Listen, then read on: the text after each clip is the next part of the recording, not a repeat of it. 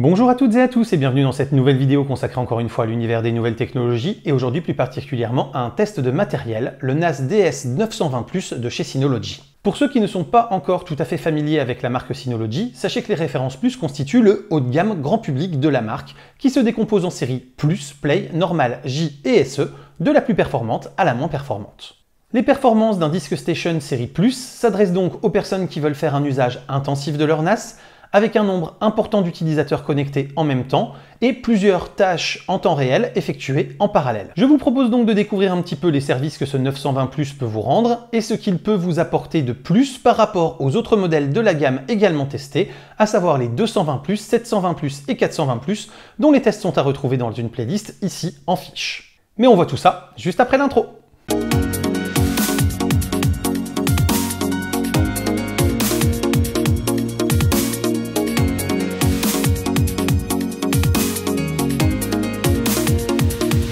Pour ceux qui souhaitent une présentation du matériel interne comme externe, je vous invite à aller voir la vidéo d'unboxing et de présentation que j'ai publiée il y a peu et qui doit également apparaître ici en fiche. Toujours en fiche, vous avez également l'installation qui est très simple et qui ne change pas des autres modèles de NAS Synology déjà testés sur la chaîne. Je vous renvoie donc à la vidéo dédiée sur ce sujet pour pouvoir voir comment ça se passe pour ceux que ça intéresse. Point fort, comme depuis quelques années maintenant, il détecte les disques précédemment installés dans un NAS plus ancien ou de gamme inférieure et propose de mettre à jour votre partition système tout en conservant vos données et configurations principales.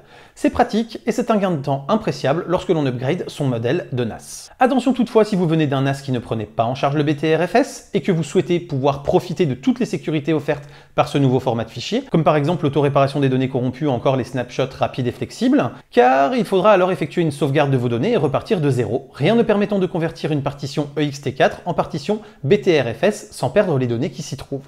Attention également si vous migrez depuis un NAS 2 bay, contrairement à une installation directe sur un NAS 4 bay auquel on ajouterait des disques progressivement, il m'a été impossible d'étendre mon volume pour passer d'un volume SHR sur 2 disques à un volume SHR sur 4 disques. Si vous vous trouvez dans ce cas, il vous faudra alors créer un volume avec les 2 nouveaux disques, puis y copier vos données avant ensuite de supprimer le volume précédent pour ensuite ajouter les disques du précédent volume à ce nouveau volume. C'est dommage mais c'est important de le noter. Et en plus, ça veut dire qu'à la fin, vous allez vous retrouver avec un seul volume qui s'appelle volume 2, ce qui titille légèrement ma maniaquerie. Son installation a été très rapide au demeurant, puisqu'entre la connexion à la prise électrique et à la prise réseau et un volume SHR opérationnel, il s'est déroulé à peine 7 minutes. Votre 920 Plus peut donc être déployé extrêmement rapidement, même lorsque l'on démarre d'un système totalement vierge. Parlons maintenant un peu des performances de ce NAS, avec un test effectué en lecture comme en écriture, avec diverses tailles de fichiers et avec ou sans chiffrement des données. Test effectué tout d'abord avec un seul lien gigabit, puis avec 2 ports utilisés en agrégation de liens. Lors de mes tests, j'ai réussi à obtenir des débits qui sont parmi ce que l'on peut attendre de mieux sur ce type de configuration,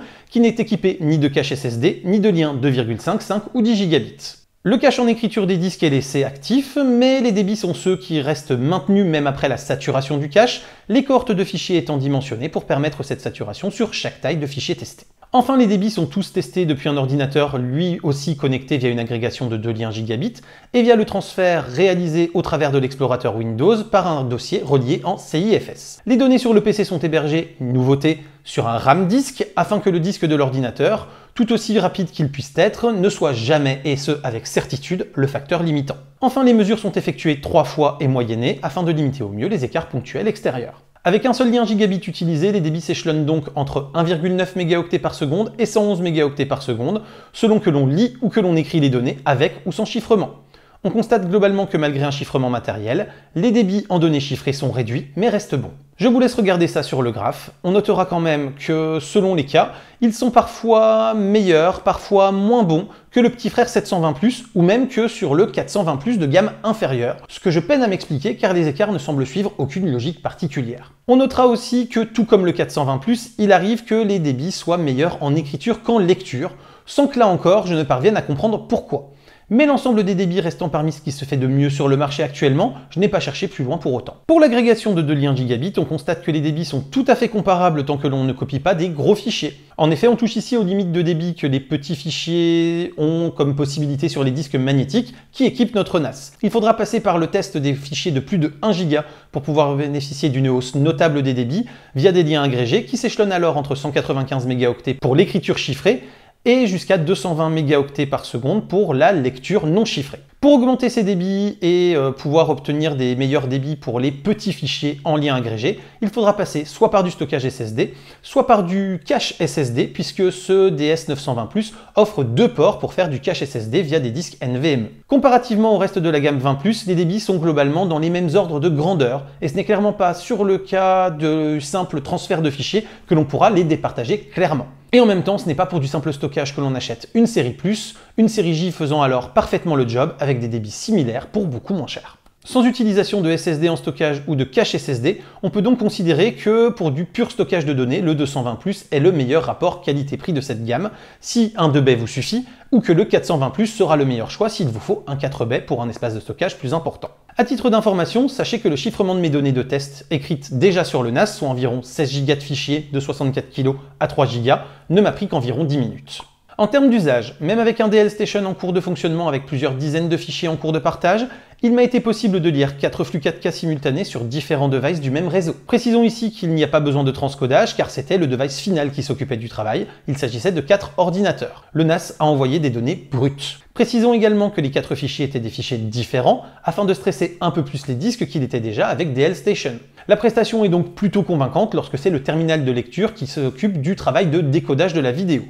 Pour le transcodage, nous allons y revenir ensuite en parlant du paquet additionnel Plex. En ce qui concerne la consommation, elle n'a jamais dépassé 32 watts avec les disques durs qui tournaient, un stress global plutôt important puisque le processeur était à 100% pour générer des miniatures de photos ou encore être utilisé pour du transcodage de vidéos par exemple, et une saturation du transfert des données, et la mesure a été prise avec ma TP-Link HS110. On peut donc estimer qu'en usage courant et même laissé allumer H24, ce NAS vous coûtera en électricité à peine plus de 3,50 € par mois. Cela reste extrêmement raisonnable et pourra encore être réduit en paramétrant correctement les horaires d'allumage et d'extinction de votre NAS en fonction de vos habitudes ou encore l'hibernation des disques selon vos habitudes d'usage. A noter que si vous achetez le 920 pour le cache SSD, ajouter 2 SSD NVMe devrait rajouter à peu près 2 watts de consommation supplémentaire au système. Il est tout à fait possible de faire tourner des VM via Docker par exemple, ou encore un OS léger de type LXQT, ou même un serveur Plex. Les usages les plus gourmands en RAM seront ravis des 4 Go de base, qui sont le double du reste de la gamme, et des 8 Go maximum possibles,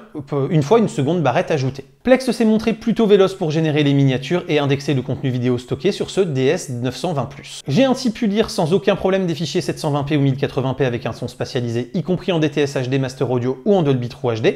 Par contre, il m'a été impossible de lire un fichier en UHD 4K HDR10 codé en H265. Notre 920 est alors incapable de transcoder un tel fichier à la volée, même avec le PlexPass étant une condition nécessaire pour utiliser l'Intel Graphics UHD 600 intégré à son processeur. L'image était alors légèrement saccadée et donc peu agréable à regarder. Cependant, ça reste le plus fluide des 4 testés sur la gamme 2020 que j'ai pu tester récemment. On sent ici que le CD-ROM est beaucoup plus à l'aise grâce aux 4 Go de RAM, et donc on peut espérer qu'en rajoutant 2 Go de RAM supplémentaires au 720 +, on obtiendra des capacités identiques. Si vous comptez utiliser votre NAS en tant que station de lecture avec du transcodage à la volée, alors ce 920 reste la meilleure option, puisque les fichiers en 4K H265 jusqu'à 50 mégabits par seconde environ pourront être décodés à la volée. Dans le cas de fichiers un peu plus complexes comme mon fichier de référence, il vous faudra quand même oublier la possibilité de transcoder et disposer en fin de réseau d'un device nativement compatible capable d'aller chercher les données brutes sur le réseau ou via DLNA. Merci à Aurélien pour le test du PlexPass. On voit déjà une grosse marge de progression entre la série 18 et la série 20. En effet, sur une série 18, il fallait à peu près 4h30 pour transcoder ce film de 2h20. Sur la série 20, il ne faut plus que 3h10, on est donc clairement sur le bon chemin. En termes de paquets, j'ai pu utiliser Cloud 5 pour sauvegarder ce 920 sur un espace en ligne de façon automatique, mais pas Cloud Station Server pour sauvegarder mes smartphones sur ce NAS de façon transparente. Synology ne proposant plus de support sur ces nouveaux NAS pour autre chose que Synology Drive, qui s'est par ailleurs avéré parfaitement fonctionnel. Synology Chat est parfaitement utilisable, tout comme MailStation et Mail+, ainsi que les capacités d'héberger les serveurs de ces applications, puisque ce 920 est compatible avec Mail Server et Mail+ Server. NoteStation et Synology Office y sont également fonctionnels et parfaitement fluides à l'usage avec 2 sessions connectées simultanément lors de mon test. On peut donc espérer travailler sur ce NAS de façon collaborative sans aucune solution externe. De la même manière, AudioStation, serveur multimédia, PhotoStation, VideoStation ou encore Moments ont été totalement fluides et réactifs lorsque je les ai utilisés. Même la création des miniatures des images m'a semblé plutôt rapide, ne me forçant pas à utiliser l'outil desktop dédié, faute d'une vitesse de génération suffisante. Enfin, signalons que ce 920 Plus est compatible avec Synology High Availability, permettant de redonder le NAS avec un autre serveur équivalent qui prendra alors le relais automatiquement en cas de crash, tout comme le proposaient déjà les prédécesseurs. Que dire donc de ce DS 920 Plus ? Si vous recherchez un NAS fonctionnel, flexible et globalement à même de faire tourner tous les usages les plus conventionnels et même quelques VM légères, alors ce sera un excellent choix, surtout avec la possibilité de monter à 8 Go de RAM maximum au lieu de seulement 6 sur les autres modèles de la gamme que sont les 220+, 420+, et 720+. Si vous souhaitez travailler à plusieurs, multiplier les sauvegardes en parallèle de vos devices sur un réseau un peu développé, y compris sur une TPE-PME, ou encore l'utiliser pour visualiser du contenu audio ou vidéo avec transcodage jusqu'à de la 1080p, aucun souci. Vous bénéficierez bien sûr de l'excellent DSM et de tout le savoir-faire de Synology en termes d'UX, vous pouvez foncer. Pour de la vidéo en 4K avec transcodage, il faudra être un peu plus sur la réserve et opter sans doute pour un décodage matériel directement sur le device qui assurera la lecture du fichier, comme une Nvidia Shield ou un PC par exemple. Mais il est à noter quand même que ce NAS s'en sort mieux que les autres de la gamme Plus que j'ai testé et c'est vraiment le meilleur des 4 en la matière. Pour ceux d'entre vous qui sont déjà équipés et souhaiteraient monter en gamme, si vous disposez d'une série J, d'une série normale ou d'une série Play, quelle que soit l'année, le changement peut être intéressant. Et si vous disposez d'une série Plus de 2016 ou après, le gap en termes de gain de puissance et en termes d'usage me semble insuffisant pour mériter un basculement vers ce 920+. Par contre, les possesseurs de 915+ et de versions précédentes verront une belle montée en puissance qui pourrait s'avérer utile selon les usages qu'ils font de leur NAS. Enfin, notons que par rapport au 420+, les seules raisons valables de prendre ce 920+ sont à mes yeux, ou bien de vouloir un gros espace de stockage et de vouloir donc lui adjoindre une baie DX pour disposer de 9 disques, ou bien de vouloir utiliser massivement le transcodage vidéo, puisque ça reste quand même le seul des 4 NAS à s'en sortir réellement bien. Et enfin, sinon, ça peut être aussi d'avoir besoin de monter jusqu'à 8 Go de RAM, puisque c'est le seul de la gamme qui propose de monter à ce niveau. Dans tous les autres cas, un 420+ me semble être un bien meilleur choix, et même un 220+ si vous n'avez pas l'usage du cache SSD. J'espère que cette vidéo vous a plu et vous aura appris des choses. Si c'est le cas, n'hésitez pas à commenter, liker, vous abonner et partager. C'est le fameux clap. N'hésitez pas non plus à faire un tour sur Tipeee et sur Utip pour soutenir la chaîne financièrement, ça fait toujours extrêmement plaisir. Et quant à moi, je vous dis à très bientôt pour plein de prochaines vidéos, photos, techno, informatique et jeux vidéo qui font le contenu de la chaîne au quotidien. D'ici là, continuez de rester curieux et de regarder des vidéos sur YouTube. Salut à tous, bye bye.